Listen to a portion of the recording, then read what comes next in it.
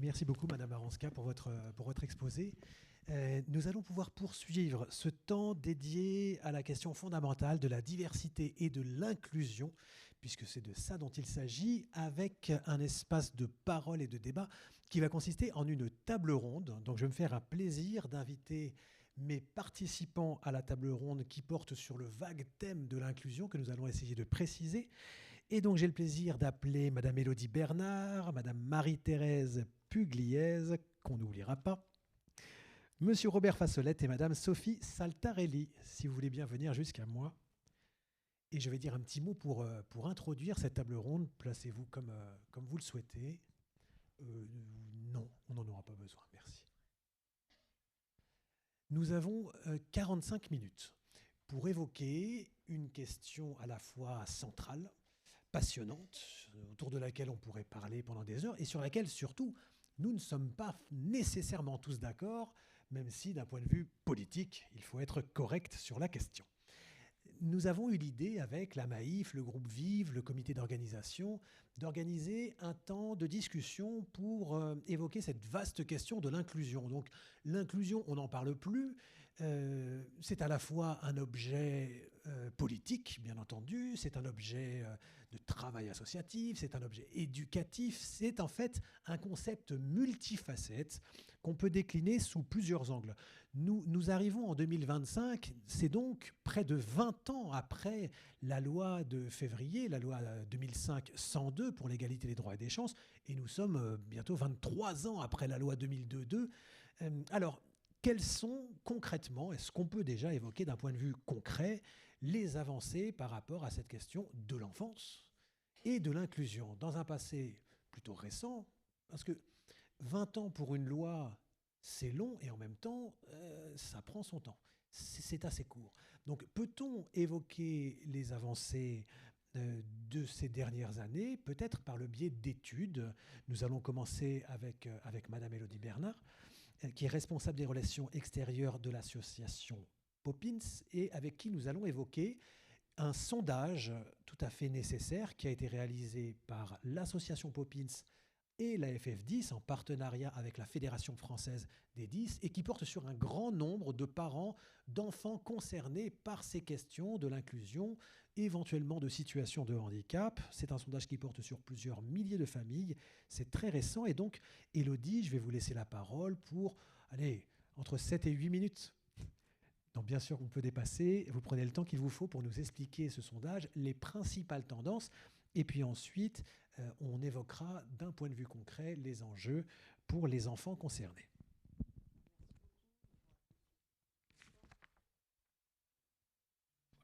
Bonjour à tous, c'est mieux comme ça. Bonjour à tous, merci beaucoup de m'avoir invité. Peut-être juste 2 mots sur Poppins, que vous sachiez qui vous avez en face de vous. Poppins, c'est un projet de recherche à la base sur les troubles du neurodéveloppement. C'est même plus précisément la fusion de plusieurs projets entre l'école polytechnique, entre des hôpitaux, la Pitié-Salpêtrière, Necker, la Timone à Marseille. On a mis en commun nos ressources pour essayer de comprendre comment améliorer les prises en charge des enfants qui ont des troubles 10, et notamment avec le biais de la musique. Nous, ce qu'on fait, c'est un dispositif médical numérique qui est en partie basé sur la musique et qui a pour vocation d'être un relais à domicile de la prise en charge orthophonique, puisque cette prise en charge est malheureusement insuffisante en France. L'objectif, c'est de pouvoir, en complément, proposer un outil sérieux aux familles. C'est un outil qui est issu de la recherche. On a fait 6 années d'études avant de proposer cette étude aux familles.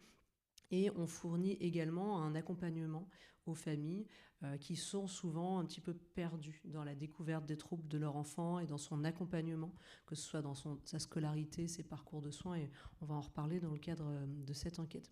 Donc voilà ce que l'on fait chez Poppins, donc ce dispositif médical et l'accompagnement des parents. Quelques mots peut-être sur les troubles 10 pour introduire ce sujet que tout le monde ne connaît peut-être pas autant les uns que les autres. Quand on parle de troubles 10, on parle d'un ensemble de troubles, le plus connu étant la dyslexie, qui s'appelle officiellement le trouble spécifique des apprentissages avec déficit en lecture. Donc on va continuer à dire dyslexie parce que sinon je vais dépasser les 8 minutes. Donc la dyslexie, c'est le trouble le plus répandu. Il est très souvent accompagné de dysorthographie quand on a des problématiques en lecture. On a aussi assez souvent des difficultés à écrire correctement, ça marche ensemble. Le troisième trouble qui va souvent avec, c'est la dyscalculie.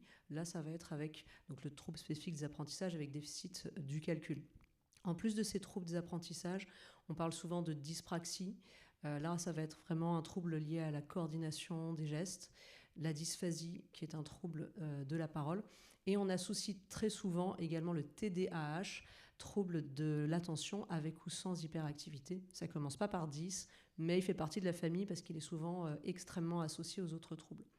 Maintenant que je vous ai un petit peu fait le panorama des troubles dont on parle, ça concerne combien d'enfants ? On estime environ 1,3 million d'enfants en France concernés par ces troubles. C'est à peu près 8% d'une classe d'âge. Ça veut dire que dans toutes les classes, il y a en moyenne 1 à 2 enfants concernés. S'il n'y en a pas, c'est qu'ils doivent être passés sous le radar, mais il y a probablement quelque chose. Donc voilà un petit peu les troubles dont on parle.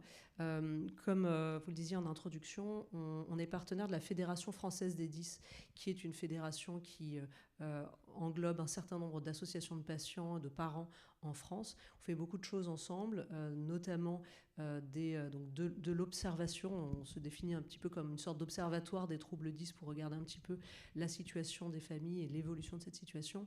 On co-organise la Journée nationale des 10 qui a eu lieu la semaine dernière. On met en place des outils de sensibilisation aussi, par exemple des enseignants, etc.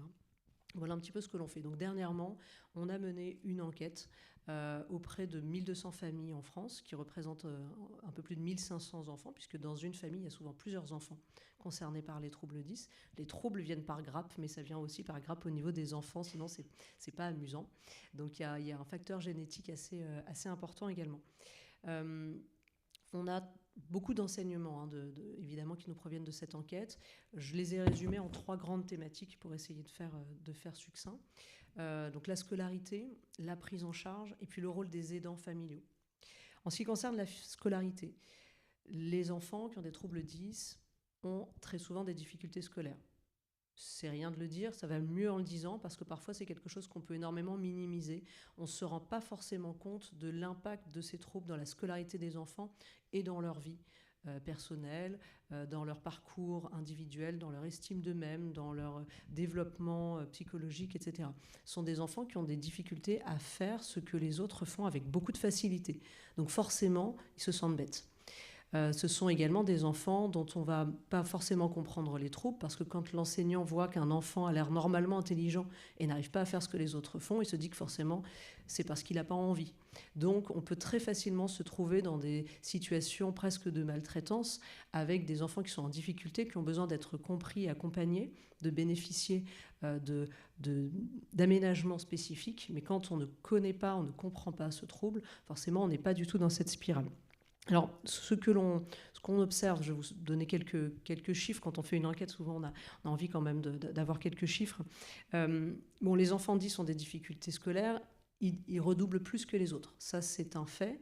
En général, 2 fois plus que les autres à l'école primaire, presque 3 fois plus au collège. Les classes qui sont le plus redoublées, ce sont le CP, le CE1, la 6e et la seconde. Donc, vraiment les débuts de cycle.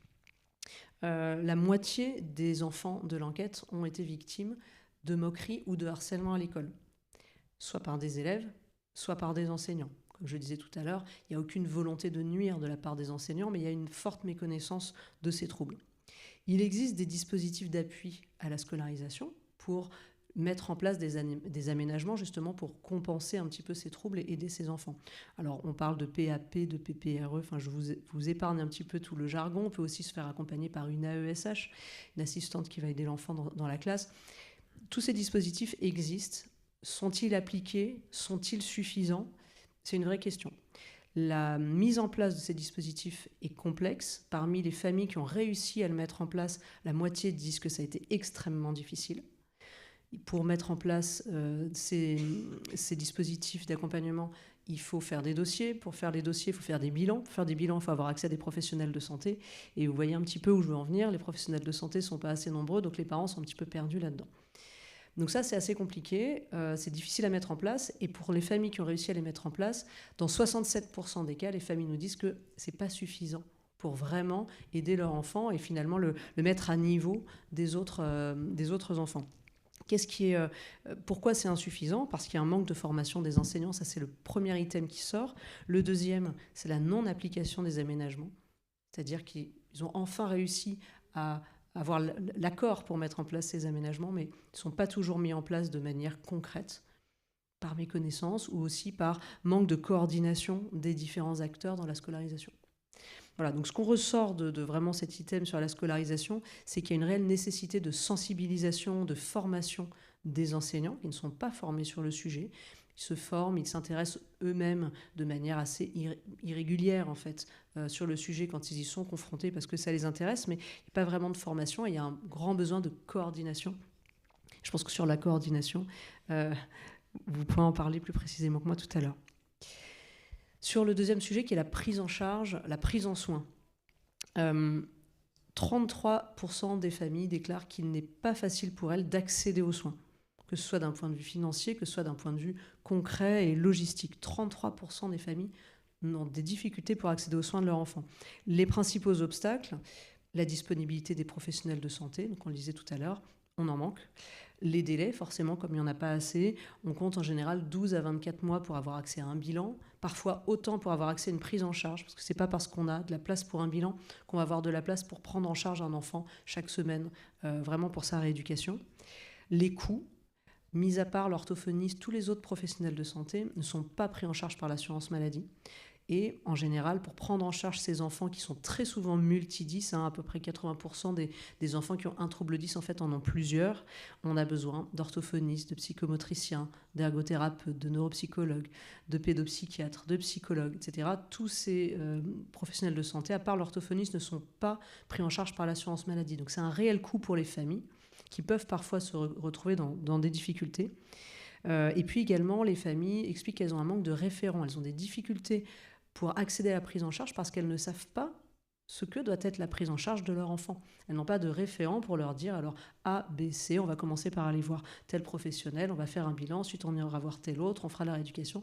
Ils ne savent pas, donc en fait ils cherchent, ils ne savent pas forcément où se tourner. Donc ce manque vraiment d'accompagnement des familles est assez criant. Puis il y a aussi la problématique de distance, de logistique, de temps que ça prend d'accompagner son enfant à ses séances toutes les semaines, etc. Malgré tout ça, 67% des familles considèrent que la prise en charge de leur enfant n'est pas suffisante. Donc voilà, il y a des professionnels de santé, il y a énormément de bonne volonté, énormément de talent, mais il y a encore un problème d'interface entre ces professionnels de santé et les familles pour que ce soit vraiment efficace et utile aux enfants. Donc il y a une réelle nécessité d'une part d'améliorer la prise en charge en elle-même, l'accès aux professionnels de santé, la compréhension de ce parcours de soins, mais aussi une nécessité de proposer des accompagnements, des relais pour un petit peu la compléter. Voilà pour le deuxième item. Sur le troisième point, et c'est quelque chose qui est vraiment transverse à tous les sujets, ce qui ressort énormément, c'est le rôle des aidants familiaux, le rôle des parents. Et plus spécifiquement, on va le dire, le rôle des mamans. Je vous le disais, on a interrogé environ 1200 familles. 95% des répondants sont des répondantes. Dans 82% des familles interrogées, on a demandé comment la charge mentale était répartie dans la famille. Dans 82%, elle repose exclusivement sur un parent. On se doute lequel. Et encore une fois, dans 58% des familles, un parent a dû aménager son temps de travail. L'aménagement du temps de travail, la moitié des cas, c'est un passage au 4/5e. Dans le tiers des cas, c'est carrément une pause professionnelle. Donc, ça veut dire une baisse de revenus. Et si vous mettez ça en relation avec ce que je vous disais avant sur l'absence de prise en charge de beaucoup de professionnels de santé, on se rend compte que les familles peuvent se retrouver dans des difficultés financières assez importantes, alors même que ce sont des familles moyennes ou voire même relativement aisées, mais qui se retrouvent avec une balance énormément déséquilibrée entre leurs ressources et leurs dépenses. Les répondants ont également déclaré passer en moyenne 6 heures par semaine pour accompagner leur enfant dans son parcours de soins. On parle uniquement du parcours de soins, là, pas de l'aide aux devoirs, etc. 45 km en moyenne par semaine. Donc voilà, je vous donne un petit peu des éléments pour cartographier ce que ça représente concrètement pour les familles. Et enfin, on s'est beaucoup interrogé sur la manière de tourner cette question. Mais on a demandé aux familles si elles diraient que c'est un poids de gérer la rééducation de leur enfant. Le terme de poids est assez fort. On ne savait pas trop ce que ça allait donner. 90% des familles ont dit oui. Malgré tout l'amour qu'elles portent à leur enfant, malgré le fait qu'elles ont envie de tout essayer, de tout mettre en œuvre pour qu'ils réussissent. Mais c'est un poids parce qu'elles se sentent seules. Elles sont en général mal accompagnées, mal informées. Elles ont des difficultés à avoir accès aux prises en charge, avoir accès aux accompagnements, à la scolarisation, etc. Et tout cela, ça montre aussi la nécessité d'aider les aidants, d'accompagner les familles. Donc c'est pour ça qu'on s'intéresse aussi dans les programmes qu'on met en place, non seulement à la prise en charge de l'enfant, mais aussi à aider les aidants, parce qu'on pense qu'en aidant mieux les familles, on pourra mieux aider également l'enfant. Donc voilà un petit peu, en quelques items, quelques chiffres, ce panorama. Ce que ça nous montre, c'est qu'il y a des choses qui ne nous ont pas beaucoup surpris, qui n'ont pas beaucoup changé depuis les études précédentes. Il y a des choses qui vont dans le bon sens. On se rend compte par exemple que les rééducations ont lieu dans un tiers des cas pendant le temps scolaire. Ça, c'est quelque chose qui a augmenté. On peut se dire, alors c'est ennuyeux parce que les enfants ratent l'école, alors qu'ils ont déjà des difficultés. On peut se dire, mais justement, quand ils ont des classes, des cours dans lesquels ils sont vraiment en difficulté, autant les sortir pour qu'ils aient accès à leur éducation. Ça, c'est quelque chose qui nous semble aller dans le bon sens avec la Fédération française des 10, mais pour aller à une demi-heure de rééducation, si on rate une demi-journée parce qu'il faut accompagner l'enfant, etc., là, il y a un problème. Donc c'est vrai que tout ça, ça va aussi dans le sens d'encourager la collaboration, la coordination entre le médico-social et l'école, faire rentrer les professionnels de santé de plus en plus dans l'école pour que le parcours de l'enfant soit beaucoup plus fluide entre la scolarité et la prise en soin, qui en général est vraiment séparée et repose énormément sur les parents. Donc voilà, j'espère pas avoir été trop longue. Je voulais vous donner un petit peu les grands enseignements de cette étude. Vous pouvez trouver plus de détails sur le site de la Fédération française des 10 et bientôt sur le site de Poppins, puisqu'on ne l'a pas encore mis en ligne. Mais voilà, j'espère que vous y trouverez des informations. Puis n'hésitez pas à vous tourner vers nous si vous avez des questions. On est juste à la sortie. Bien, merci beaucoup Élodie Bernard. Merci. J'avais une toute petite question de précision concernant votre échantillon d'enfants, les enfants concernés. Est-ce qu'on connaît la proportion qui font l'objet d'une notification MDPH ? Puisque la discussion porte autour de la question de l'inclusion, donc est-ce que finalement on sait quelle part d'enfants font l'objet d'une notification MDPH ? Oui, c'est une question qu'on a posée aux parents. Et en fait, ce que ça démontre, c'est... Alors, je n'ai pas le chiffre là, mais je pourrais vous le donner, mais je pense qu'on est autour des 50%. En fait, la reconnaissance MDPH est elle-même très complexe, puisque, comme je le disais tout à l'heure, on demande des bilans. Il faut avoir accès à des professionnels de santé. Et puis, c'est aussi une charge administrative qui n'est pas accessible de manière égale à tous. D'un point de vue... on se rend compte qu'il y a quand même une surreprésentation des difficultés dans les milieux sociaux moins favorisés. Pour le dire autrement, quand les parents ont eux-mêmes des difficultés avec l'école ou avec l'administratif, ils vont avoir plus de mal à aider leur enfant, à faire les dossiers, à aider leur enfant dans sa scolarité. Donc en fait, on rentre un petit peu dans un cercle vicieux. Donc c'est vrai que les difficultés administratives pour faire ces reconnaissances MDPH, elles retranscrivent aussi ces inégalités dans la société, et le fait qu'il y a un besoin de simplifier et puis d'accompagner les parents. Il y a des associations, la FF10 le fait, qui aident les familles à faire les dossiers MDPH parce que c'est difficile de le faire tout seul. Voilà, donc c'est quelque part un chiffre qui est ce qu'il est, mais qui démontre surtout une difficulté d'accès, ne serait-ce qu'à l'administration de ces soins. Bien, merci beaucoup Élodie. Merci. Alors, on va essayer de garder un temps pour les questions avec vous-même, le public, une fois qu'on aura à peu près fait le tour entre nous. Nous allons passer à Madame Pluradis. Sophie Saltarelli, merci beaucoup d'avoir accepté notre invitation. Donc vous représentez l'association Pluradis qui porte le dispositif, merci, CAP TND. Donc vous allez pouvoir prolonger ce que disait Élodie Bernard. On va le décliner en local. C'est parfait. Eh bien, on vous laisse la parole.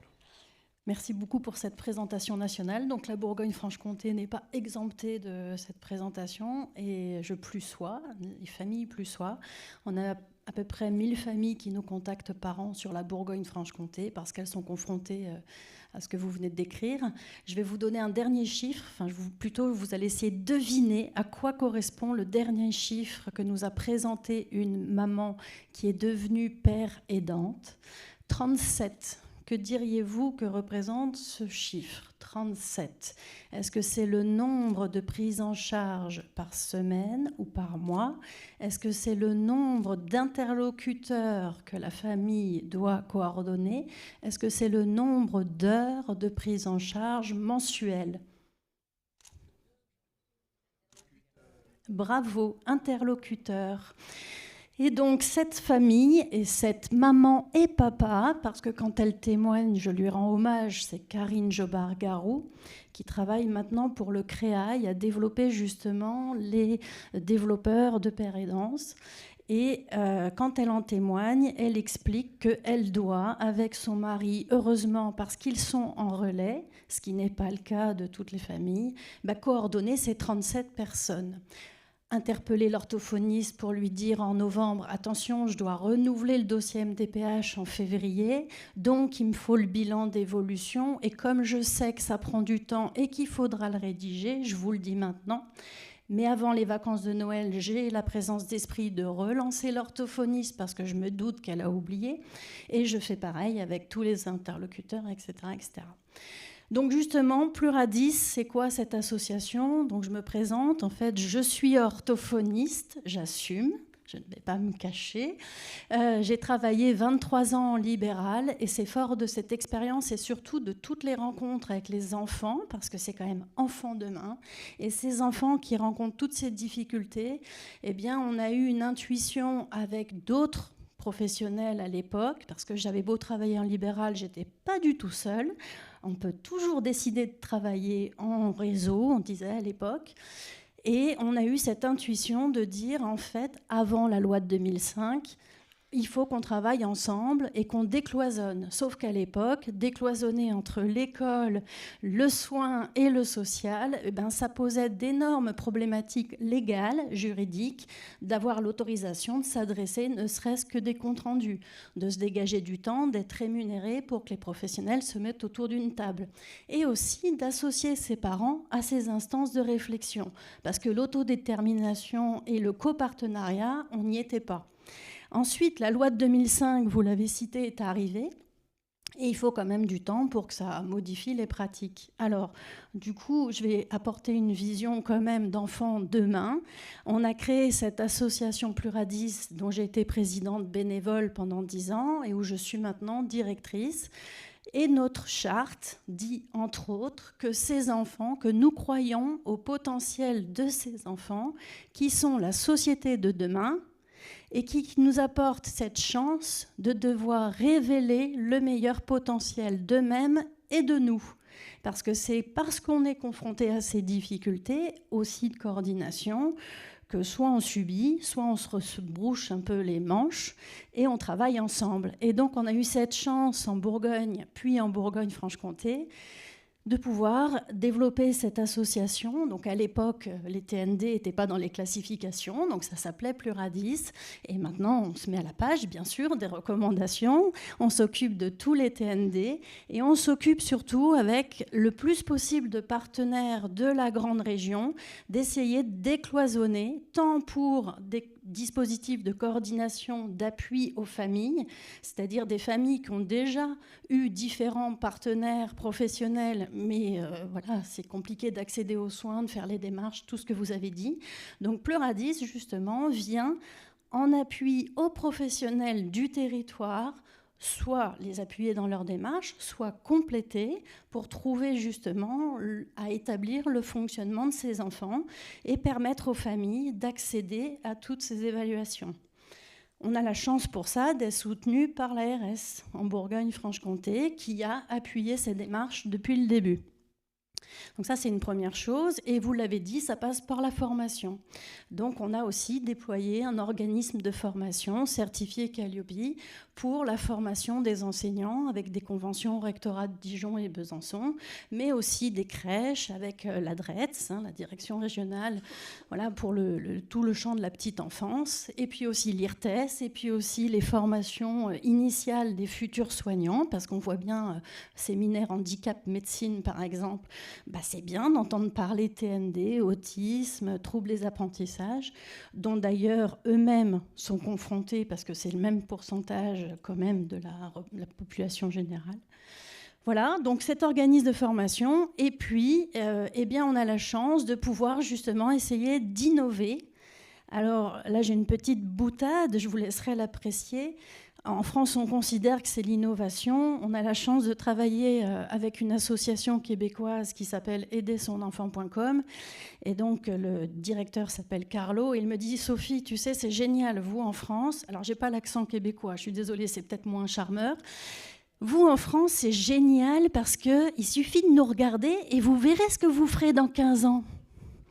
Voilà, alors je vous laisse apprécier, mais effectivement, on s'est inspiré pour développer le dispositif CAP-TND de modèles québécois de programmation des soins, avec justement cette phase préalable de connexion entre les partenaires et de connexion avec la famille et l'enfant, c'est-à-dire qu'est-ce que l'enfant comprend lui-même de son fonctionnement, de ses difficultés, de cette estime de soi. Si vous interrogez n'importe quel enfant qui vient, pourquoi tu viens me voir ? Quelle est la réponse ? Parce que je suis nul. Voilà.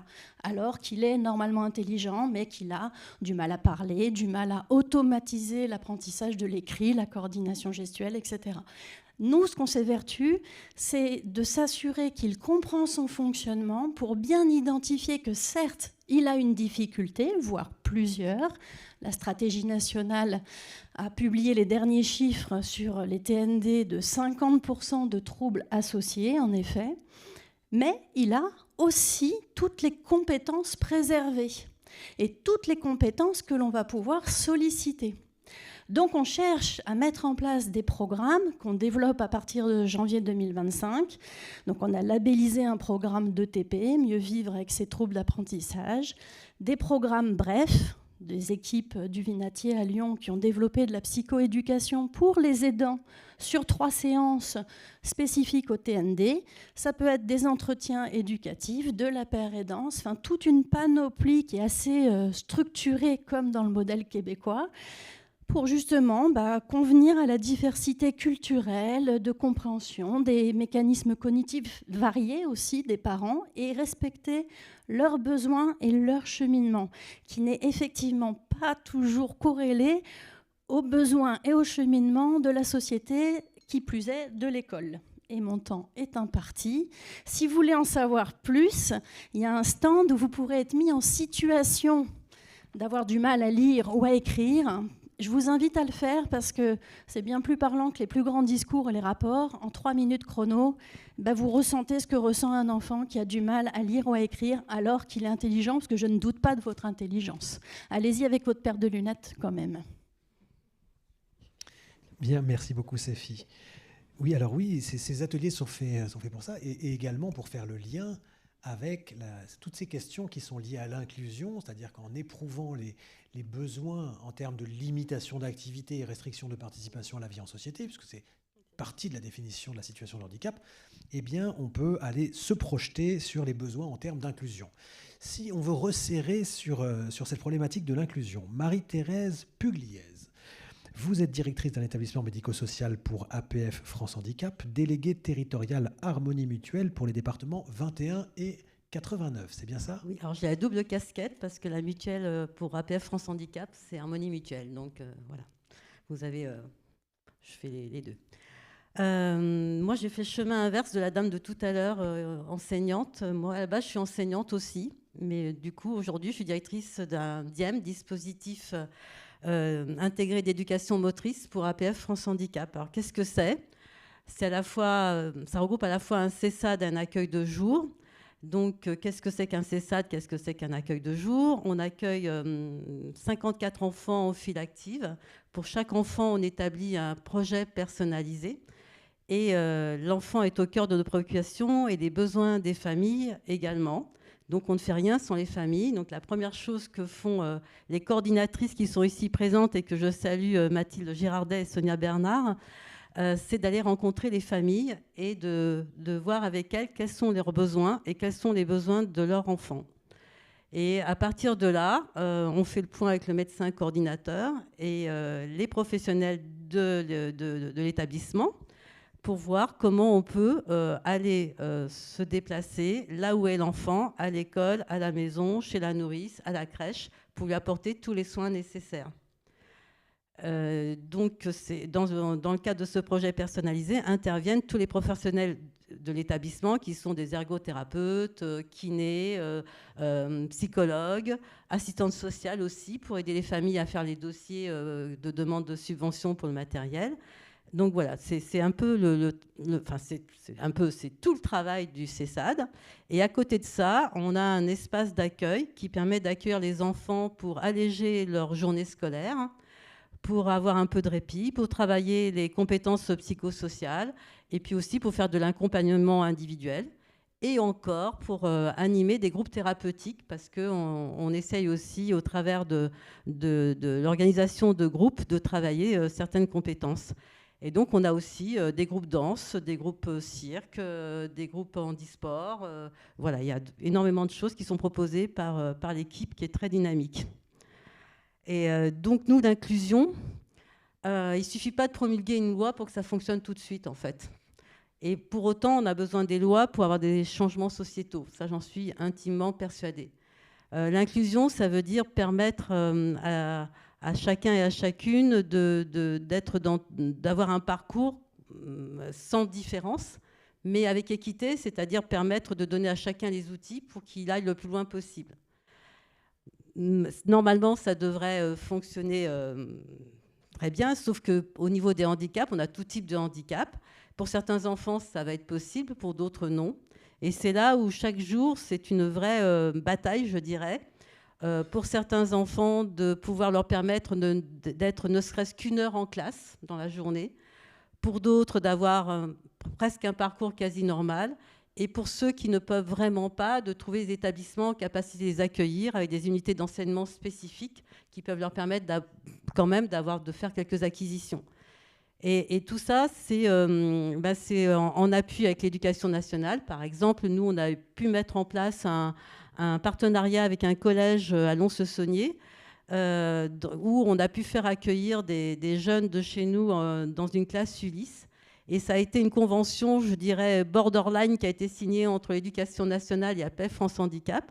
Mais c'est grâce aux personnes, en fait, qui sont derrière les missions, qui acceptent, qui nous disent bah oui, finalement, on va essayer, on va tenter avec vous parce qu'on a le sentiment que c'est nécessaire et que ça peut apporter. Et effectivement, pour les 4-5 enfants, 4-5 jeunes plutôt, qui ont pu aller dans ce collège, ça a été extrêmement bénéfique. Alors certes, ils ne vont pas apprendre à lire et écrire comme vous et moi. Ils ne vont peut-être pas être aussi efficients qu'un élève lambda dans le même niveau de classe, mais ils auront appris à vivre avec les autres, ils auront partagé des moments forts, des sorties, des moments de sport, des moments de musique, des moments d'apprentissage, des moments de voilà, énormément de choses qui fait que ça les rend plus heureux. En tout cas, nous, on a pu constater pour nos jeunes vraiment un épanouissement important grâce à ce projet. Et d'autres projets sont proposés au cas par cas.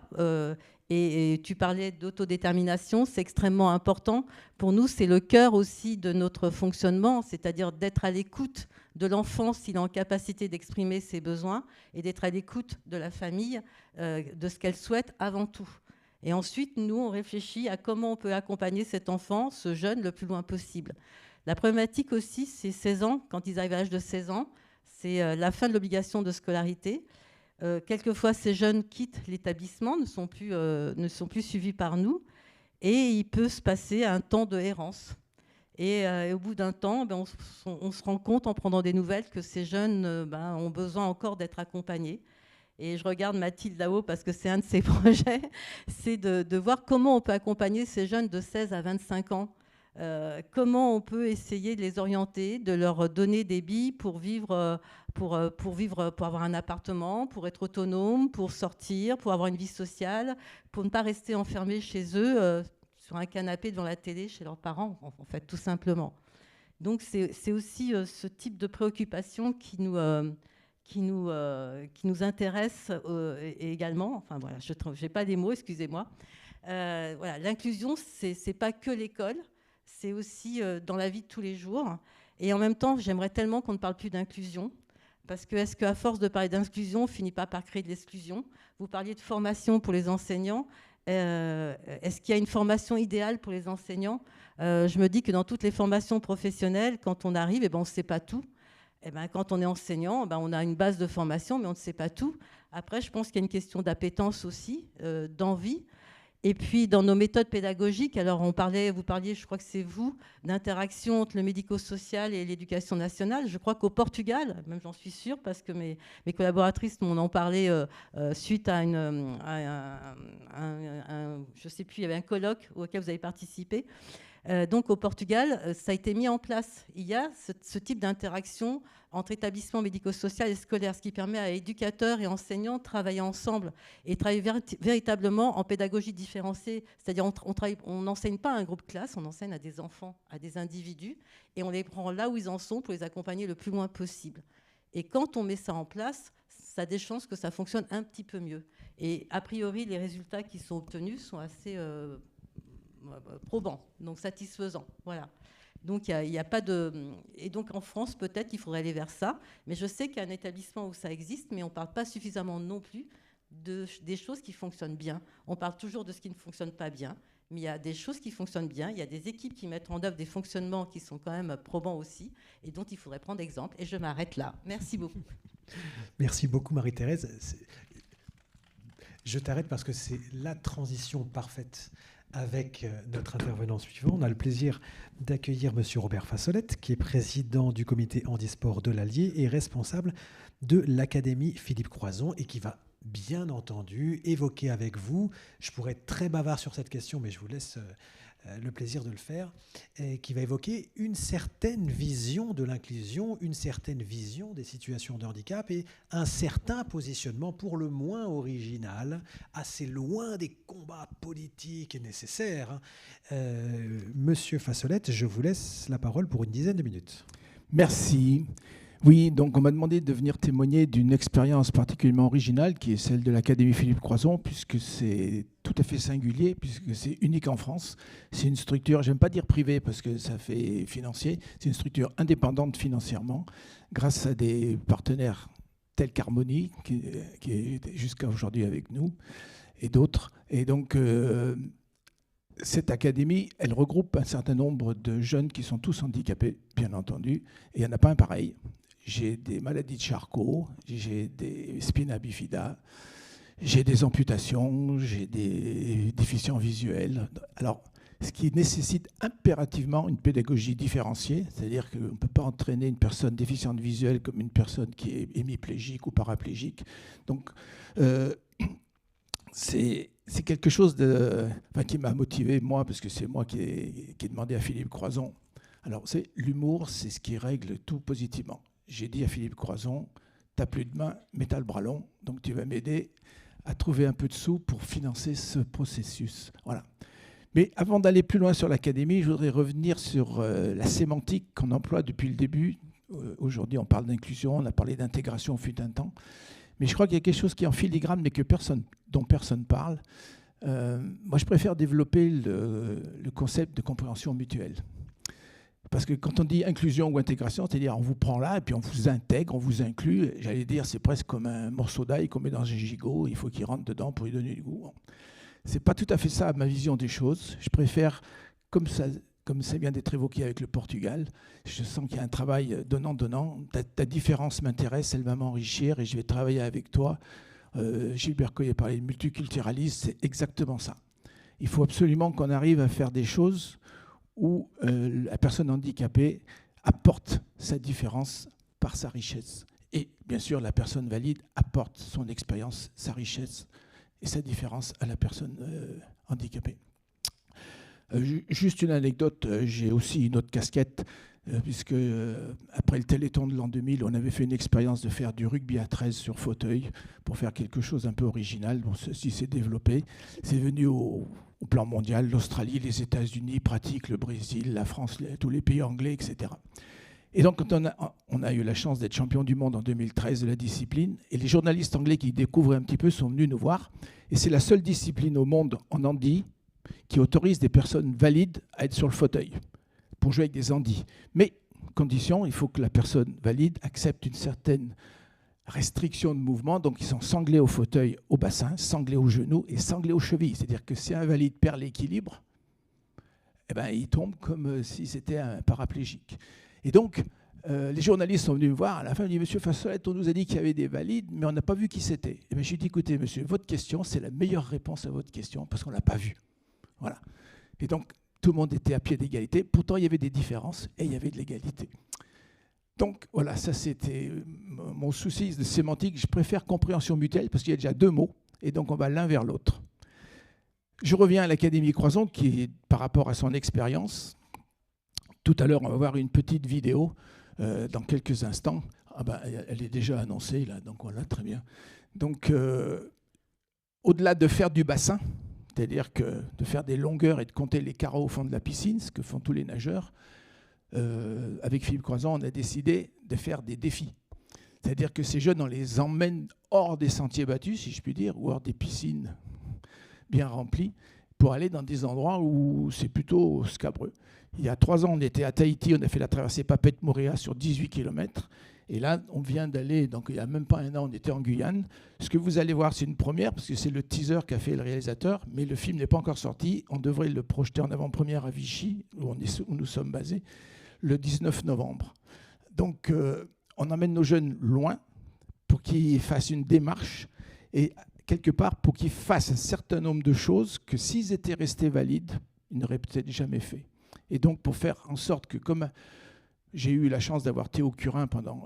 Ça doit parler aussi, Théo Curin, c'est le mini Philippe Croizon, puisqu'il n'a ni bras ni jambes non plus. Suite à une méningite à l'âge de 6 ans. Je l'ai eu pendant 7 ans, Théo. Et il a sorti un livre il n'y a pas très longtemps, Le handicap, la chance de ma vie. C'est-à-dire que si je n'avais pas été handicapé, j'aurais peut-être pas fait, et j'aurais peut-être pas la vie que j'ai, etc. Et nous, ce qu'on veut avec ces gamins... Alors là, il y a des maladies de Charcot, là, il y a donc des paraplégiques, des séquelles de méningite. Enfin bon, il y a tout. J'allais dire, au sens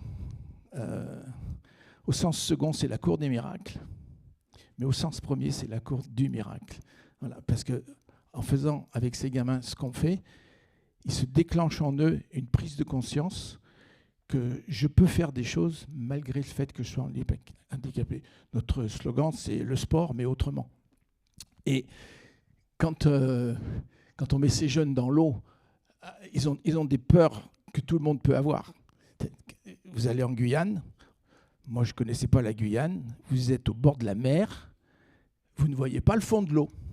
C'est-à-dire que l'aspect limoneux de tous les grands fleuves, l'Amazone, le Orinoco, etc., qui sont là, partout, on ne voit pas l'eau. Et on a rempli une mission assez extraordinaire. Là, nous, le handicap, on a apporté quelque chose aux enfants qui sont plutôt de race noire. Là-bas, c'est une race noire. Et pour eux, dans leur culture, on parle de culture, le danger vient de l'eau parce qu'on ne sait pas ce qu'il peut y avoir. Et les petits noirs de la Guyane ne se baignent pas. Ils ne vont pas dans l'eau. Ils ne veulent pas apprendre à nager parce que ça ne leur sert à rien, parce qu'ils n'iront jamais dans un fleuve, parce qu'il peut y avoir des crocos, il peut y avoir des piranhas, enfin, etc. Il y a tout Nous, on a eu la chance d'avoir un parcours très balisé. Tout le monde nous disait les requins, etc. Mais il n'y a pas de requins, parce que c'est les eaux les plus poissonneuses qu'on puisse trouver. Donc les requins ont largement de quoi manger, parce qu'ils ne sont pas intéressés par nos jeunes. Et donc, ça a été quelque chose d'assez extraordinaire que de nous venir montrer à ces jeunes Guyanais qu'il ne fallait pas avoir peur de l'eau. Et ça a été très fort parce qu'ils sont venus se baigner avec nous en piscine. Alors là, on voit le fond, mais ils ne sont pas trop baignés dans la mer. Mais on leur a montré que, etc. Donc, si on veut bien lancer la vidéo, tout de suite, ça commence au bagne. Mais vous allez voir pourquoi. Bagne, il peut y avoir la mort. Il n'y a pas la peur. Je suis Philippe Croison. Je suis mort le 5 mars 1994. Enfin, j'aurais dû. On m'a réanimé. Mais à quel prix? Et c'est l'aventure qui m'a permis de trouver le courage pour continuer. J'ai voulu partager ce dépassement avec de jeunes athlètes en situation de handicap. Avec l'Académie Philippe Croison, on prépare ces jeunes nageurs à la compétition de haut niveau. Mais j'ai envie de leur transmettre aussi l'amour des grands défis. C'est pour cela qu'on les a emmenés en Guyane. On leur a fait réaliser une traversée inoubliable entre les îles du Salut et Kourou. On ne part pas dans la forêt amazonienne, dans les eaux troubles, sans un entraînement approprié. Et c'est cette histoire qu'on va vous raconter. Pour la partie un peu maritime, à part les requins, qu'il faudra faire attention. Après ça, c'est un détail. Tout seul, on va vite. En groupe, on va loin. En Guyane, il y a des moments où vous allez traverser, je pense, des moments durs. Mais c'est pas grave, il faut rester motivé, il faut penser toujours au groupe.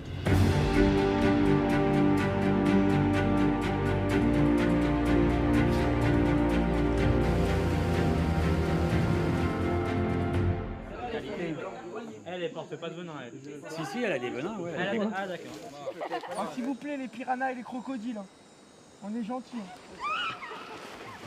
Alors plongez pas. Il y a un mètre d'eau, il y a un gars de base.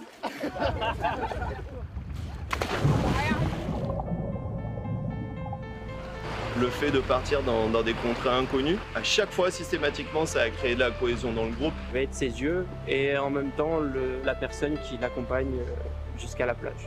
Bel esprit. Vous allez vous sentir seul parce que vous n'allez voir ni les îles derrière vous, ni Kourou en face de vous. Tellement ça va être loin. Il y a 100 ans qu'on a supprimé les bagnes. On est venu ici pour faire la traversée des îles du Salut, là où il y avait les bagnards, qui ont certainement rêvé de venir à la nage, retrouver leur liberté sur le continent. Et nous, on va le faire, pour montrer qu'on n'est pas prisonnier du handicap. Et à 5h19, nous mettons à l'eau. C'était assez stressant parce que en fait, c'est des sensations qu'on ne connaît pas. La chose que je craignais un peu plus, c'était vraiment en fait les vagues. Déjà, j'ai un peu peur des profondeurs, donc il y avait beaucoup de vagues et on avait du mal à rejoindre le bateau qu'on devait suivre. Le début, c'était le plus dur, je trouve. Pars trop à gauche, là, fais gaffe. On n'était plus trop tous ensemble, c'était compliqué. J'ai l'impression qu'on n'avançait pas, qu'on faisait sur place et en fait, on donnait tout pour arriver. Dans ces moments-là, si on n'a pas le mental qu'il faut, on ne peut pas réussir cette traversée. Oui, voilà. Merci. Donc, on apporte un certain nombre de choses supplémentaires à la vie de tous les jours de ces gamins.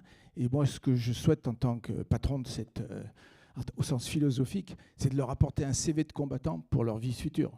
Alors, on a eu 3 jeunes qui étaient aux Jeux paralympiques. On a une médaille d'or, Emeline Pierre sur 100 mètres nage libre, hein, et médaille de bronze, donc on est très fiers.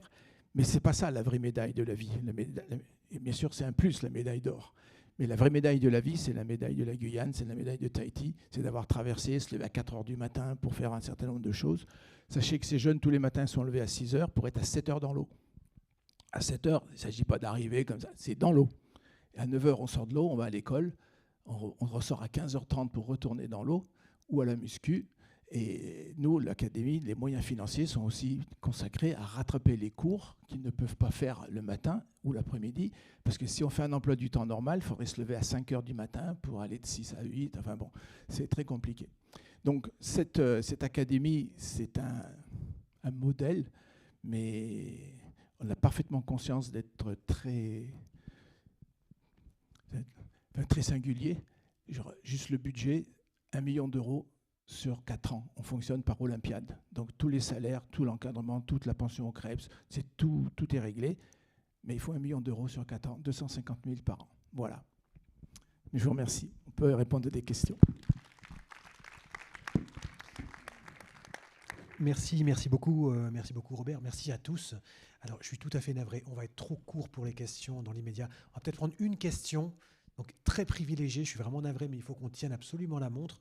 Merci infiniment parce que je trouve qu'on a fait un beau voyage tous ensemble d'un constat, parce qu'il faut faire des constats de cette avancée des situations de handicap et de l'inclusion vers peut-être des idéaux non nécessairement culturellement très ancrés en France, où on sait qu'on a une culture très forte d'un handicap tragique, vulnérable, infirme, parfois même misérabiliste, et peut-être que pour certaines situations, on peut tendre vers une philosophie. Qui sait, enfant demain tendra peut-être vers une philosophie Croizon.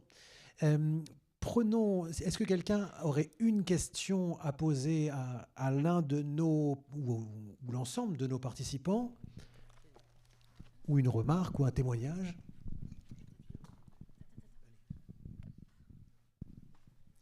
Vous êtes le regagnant. Merci. Oui, alors, déjà vous remercier tous de ce que vous nous avez amené, parce que je remercie particulièrement Madame d'avoir rappelé qu'un TND, une dyslexie, c'est pas un trouble, c'est pas une pathologie scolaire, c'est pas quelque chose qu'un gamin développe parce qu'il aime pas lire ou écrire, c'est quelque chose qui va l'impacter toute sa vie, y compris quand il va aller au resto et qu'il faudra lire le menu, y compris quand il faut regarder le résumé d'une série sur Netflix, voilà. Et moi, depuis 17 ans, je suis dans l'accompagnement à la parentalité. J'aide des familles à dialoguer avec l'école. De plus en plus souvent, des familles avec des gamins qui ont des profils neuroatypiques, dirons-nous. Alors, neuroatypique, c'est bien quand c'est Stéphane Plaza qui essaye de vous vendre un T2 qui fait 6 mètres carrés, mais neuroatypique, pour tout le reste de la société, ça fait plus peur qu'autre chose.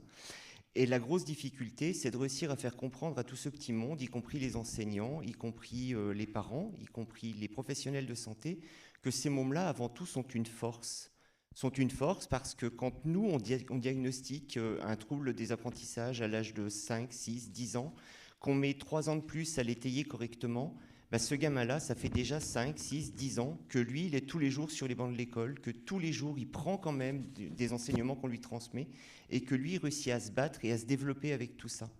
Et ces mômes-là sont une véritable réserve d'idées, de ressources pour contourner des problèmes de la vie au quotidien qu'on n'exploite absolument pas, justement, parce que vous l'avez très bien dit, monsieur, on a une vision très misérabiliste, très dramatique du handicap en France. Personnellement, c'est parce que je suis mort 3 fois et c'est parce que je suis aujourd'hui en situation de handicap que j'ai pu consacrer ces 16 dernières années à accompagner des familles et à développer des ressources pour les aider et pour aider l'ensemble des acteurs à mieux inclure tous les publics concernés. Sans ça, j'aurais jamais pu le faire. Et je pense que tous, autour de ce sujet-là, on a besoin de prendre d'abord les idées de ces enfants-là, de leurs parents, pour voir comment nous, derrière, on peut les transposer pour aider plus de gens et plus de monde au quotidien.